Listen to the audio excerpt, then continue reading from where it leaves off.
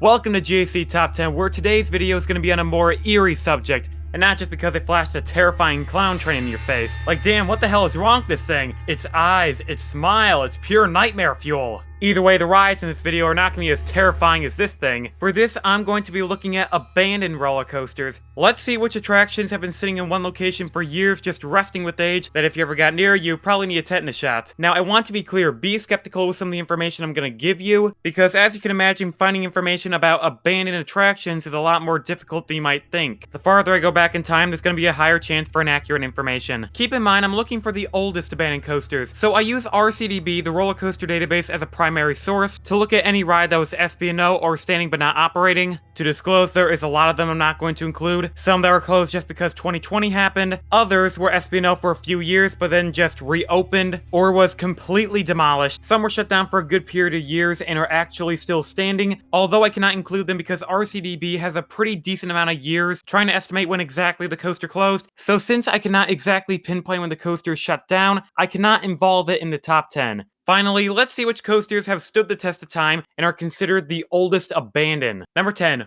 Overwater roller coaster located at Honey Lake Entertainment City in Shenzhen, China. Abandoned since 2007. I mean, obviously with the name of Overwater roller coaster, it has to be located over water, and it sure does deliver on that. The entire coaster is located over a lake, with every single foundation bored into the water. Just looking at the coaster, it's not the most exciting per se, however it does look relaxing. A bunch of gentle turns and dips while you just take in the scenery. So why has the coaster been abandoned for 13 years? And how come the park Entertainment City has been closed since 2011? A conspiracy theory why the park closed, and I am only humoring this because I do not believe it at all. A few websites say the park had to shut down because the water next to it was too polluted, so they had to close for health code reasons. I do not believe this at all. In fact, the one website I found, I was having difficulties translating, and there was no other source that can help support this. Still, I found a different scenario that can help explain why the park did shut down back in 2011. In 2005, the city of Shenzhen was in an economic standout from the rest of China's vigorous economy. So as a way for the city to compensate, and a way for larger growth, the city built an expressway that went, get this, right through Entertainment City. Now the park was divided in two, so they had no way to connect each side, and each ride, Overwater roller coaster and Double Loop roller coaster, were on a different side of the park. The solution was to completely close the side with Overwater roller coaster, and just have the side with Double Loop roller coaster remain operational.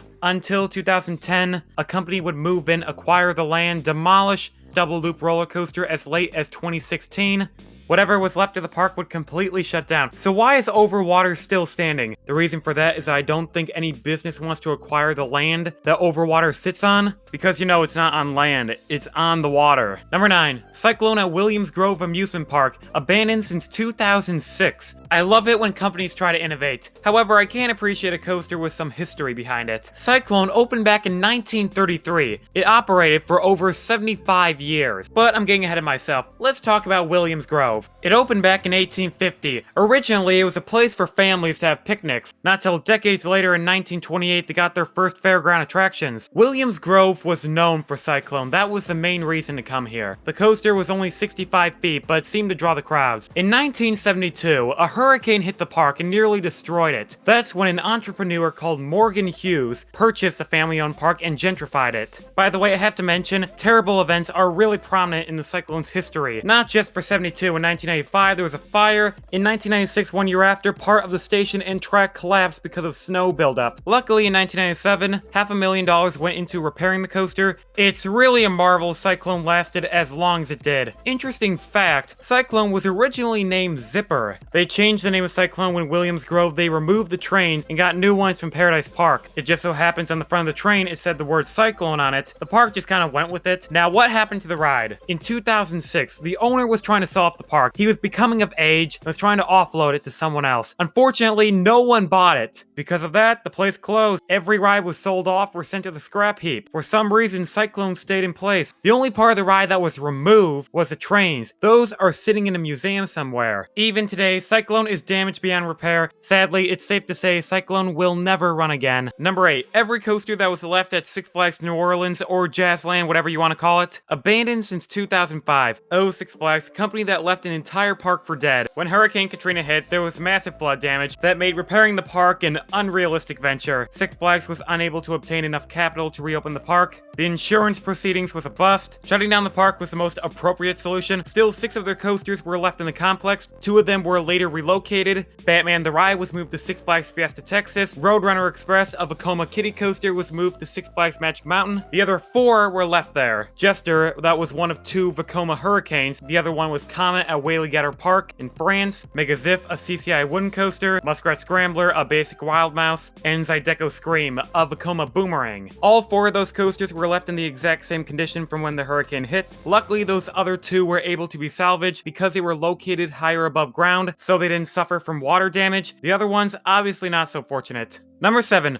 Adelvolante at Greenland in Italy, abandoned since or before 2005. Here's an excellent example of what would happen to a park if you just took off and left. Just looking at some of the images, the place is very creepy. Trying to find information for why the park closed was very difficult, but I think I found a satisfying answer. First off, the park opened sometime in the 1960s. Greenland was considered a big deal because it was more than just a temporary fairground. It was one of Italy's first staple amusement parks, until 2002 hit, where the park would run into some problems. Greenland would close periodically because of safety and cleanliness issues, along with constant debates and legal problems between families trying to decide who had legal ownership of the park. Adding on financial concerns, Greenland would close down in 2008 and would stand there for 5 years till 2013. The entire park would be demolished, except for Adelvolante. This coaster is a Cyclone Galaxy. There are actually a few of these that are still left in operation. A nice example would be like Galaxy at Joyland Amusement Park in the US, and I have to say, 15 years of standing but not operating did not do well on this ride. The coaster is completely rusted over. Number 6. Loop the Loop at Siam Amazing Park. Abandoned since 2003. Surprisingly, Loop the Loop is at a park that's not abandoned. Siam Amazing Park is still operating. Now, how come the coaster's been sitting here for 17 years? Well, focusing on the ride itself, it kind of looks like a knockoff of a Schwarzkopf shuttle loop. It's got 2 sides where the track ends, a vertical loop in the middle. The only difference is it was made by Meisho. Looking at the ride's history, I cannot find any substantial black marks on its record that can justify it closing. The only reason I can see it closing is from an operational standpoint. Looking at the Meisho Loop the Loop model, they made 9 of them, yet only 1 of them is still operating. All of them were built in the 1980s, closed in the mid-2000s, so that obviously tells me something. If every park is either closing or relocating their Loop the Loop model, there's something wrong with it. The only question I have left is how come Amazing Park didn't demolish the ride? At first, I thought maybe they couldn't afford to even demolish a coaster, until I looked at their attendance, and they make over 2 million visitors every year. If they have that kind of attendance, then they can definitely afford to demolish a coaster. Maybe they were planning on keeping it and just fix it up later in the future. I mean, they only have a Vekoma SLC, a Vekoma Boomerang, a Zamperla powered coaster. Not a lot of options when it comes to thrill rides. Number 5. Spree Blitz at Spreepark. Abandoned in 2002. Now, here's a park with a colorful background, originally having the name of Kulturpark Planterwald. Nope, definitely said that name wrong. Anyway, the park had 6 roller coasters. They got Spree Blitz in some year. There is no exact date when the coaster officially opened to the park. It was a relocated Mack Rides power coaster from Mirepolis in France. Now, what happened to Spreepark? Unfortunately, they fell victim to not paying off their debts. The owner of the park, Norbert White, stated he would not be able to pay off his debts. He fell into bankruptcy, then just completely left Germany. Took as many attractions as he could all the way to Peru to try to start a new park by the name of Luna Park. That did not go over well. Most of the rides were damaged in transit, and his new park never got off the ground. Spreepark was just left behind. Spree Blitz was the only coaster that was left behind. But geez, this kiddie coaster is creepy. It's got a big freaking cat. Yeah, a massive rainbow cat tunnel on a kiddie coaster for children. If it didn't give kids nightmares before, it definitely will when it's left abandoned, just covered in graffiti. Number 4, the Orphan Rocker, located at Scenic World. Abandoned since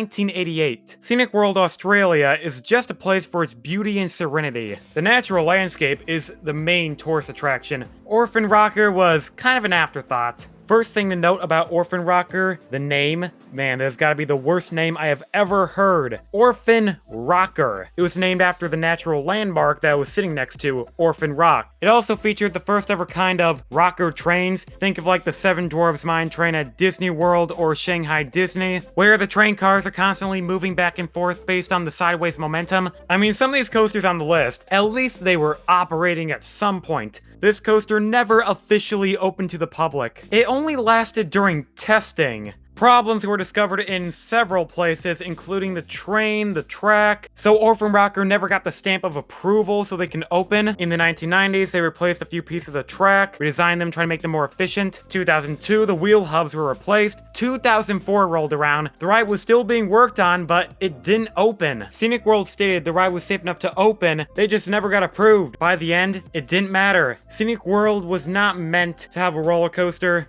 Everything here is about visual experiences. Then in 2017, parts of the track were removed. Not a lot, the entire thing was 2,700 feet. It's just at this point, Orphan Rocker is a lost cause. Number 3, Vertical Rama at Parque de la Ciudad. Abandoned since 1983. Vertical Rama is one of Intamin's flops, a coaster they probably want to put behind them. If you saw my video on the most unique Intamin coasters, you may remember this one nearly topped the list. It was their only double roller coaster model, which is just a racing coaster, you know, without the creativity and fun that we know Intamin for. 6,000 feet long, 124 feet high, and all it does is dips and turns. Good thing it never opened, I guess. Now, how come it didn't open? Reportedly, the park, they never got the exact parts they needed to actually make the ride operational, and I guess the park, they never wanted to get the coaster working after that. Oh well, I guess. Moving on to number 2, Little Dipper at Chippewa Lake Park. Abandoned since 1979. Now, I can certainly dive into the park's history, but it goes all the way back to 1878. I'm just gonna cut to the chase of why it closed. Competition. Cedar Point, Geauga Lake, you know, before it went defunct. These massive parks just made it impossible for Chippewa Park to compete in the market. And how disappointing, they closed the year of their 100th anniversary. Everything in the park was left there. The buildings, the roller coasters, they just sat there in the woods. I'm not certain if their Wild Mouse and Big Dipper coaster is still there. I only have confirmation on Little Dipper, their Alan Herschel kiddie coaster. Over 150 of these kiddie coasters were made, and only a small handful of them are still left in operation. It's sad, really. Chippewa reminds me of Kittyland. Most of you guys don't know what that place is, but all you need to know is that it was a location where childhood memories were made. Number 1, Toboggan at Bendix Woods County Park, abandoned since 1970, over 50 years ago. Now, apologies in advance, I cannot give much context about this ride because, frankly, there's not enough information about it, although I do have this. In 1970, the director of the park and the park board president decided it'd be a fun idea to have a season-long toboggan ride on rails. It was built in-house, and when the time came to testing the ride, someone fell off. Yep, that's it. Someone just fell off. They declared it was too dangerous for anyone to ride, and it never opened to the public. That is really all I can say about Toboggan. After that, it was sitting there decaying, breaking apart, proving to be nothing more than a failed idea. So that's my top 10 list on the oldest abandoned roller coasters. If you enjoyed the video, please like and subscribe. That would really help me out and I would greatly appreciate it. And as always, thank you for watching.